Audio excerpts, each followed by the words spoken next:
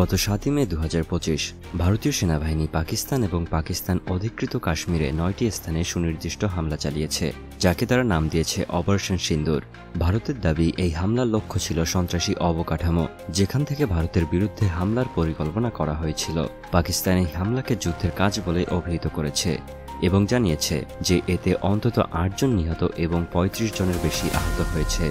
পাকিস্তান দাবি করেছে তারা ভারতের ৫টি ফাইটার জেট ভূপাতিত করেছে, যদিও ভারত এখনও এই দাবির বিষয়ে কোনো মন্তব্য করেনি। এই হামলার মূল কারণ হচ্ছে গত ২২ এপ্রিল ২০২৫-এ ভারত শাসিত কাশ্মীরের পেহেলগামে একটি সন্ত্রাসী হামলা। এই হামলায় ২৬ জন নিহত হন, যাদের অধিকাংশই ছিলেন পর্যটক।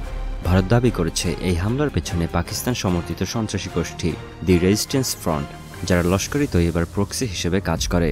যদিও টিআরএফ প্রথমে হামলার দায় স্বীকার করলেও পরে তা অস্বীকার করে। পাকিস্তানও এই হামলার সঙ্গে কোনো সম্পর্ক থাকার কথা অস্বীকার করে। পেহেলগাম হামলার পর থেকেই ভারতে প্রতিশোধের দাবি উঠে আসছিল। প্রধানমন্ত্রী নরেন্দ্র মোদী সেনাবাহিনীকে পূর্ণ অপারেশনাল স্বাধীনতা দেওয়ার কথা বলেন। এরই প্রেক্ষিতে ভারত ইন্দাস জল চুক্তি স্থগিত করে, পাকিস্তানি নাগরিকদের ভারত ছেড়ে চলে যাওয়ার নির্দেশ দেয় এবং উভয় দেশ একে অপরের কূটনীতিকদের বহিষ্কার করে। এরপর ৭ই মে ভোরে ভারত অপারেশন সিন্দুর চালায়, যেখানে জৈশ-ই মোহাম্মদ, লস্কর-ই তৈয়বা এবং হিজবুল মুজাহিদদের সঙ্গে যুক্ত ৯টি লক্ষ্যবস্তুতে হামলা করা হয়। পাকিস্তান এই হামলাকে তাদের সার্বভৌমত্ব লঙ্ঘন বলে অভিহিত করেছে। পাকিস্তানের প্রতিরক্ষা মন্ত্রী দাবি করেছেন ভারতের সন্ত্রাসী শিবির লক্ষ্য করার কথাটা হচ্ছে মিথ্যে। পাকিস্তানের সেনাবাহিনী জানিয়েছে হামলায় বেসামরিক এলাকা ক্ষতিগ্রস্ত হয়েছে এবং তারা উপযুক্ত সময়ে এই হামলার জবাব অবশ্যই দেবে।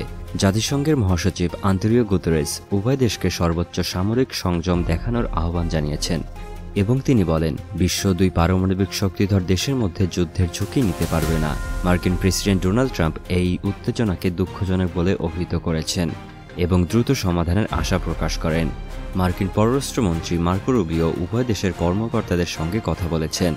এই হামলার ফলে ভারত পাকিস্তান সম্পর্ক ২০১৯ সালের পুলওয়ামা হামলার পর থেকে সবচেয়ে খারাপ অবস্থায় পৌঁছেছে। উভয় দেশের মধ্যে বাণিজ্য, সাংস্কৃতিক বিনিময় এবং বিমান চলাচল বন্ধ রয়েছে। পাকিস্তানের অর্থনীতি যা ইতিমধ্যেই চাপের মুখে, এই উত্তেজনার ফলে আরও ক্ষতিগ্রস্ত হতে পারে।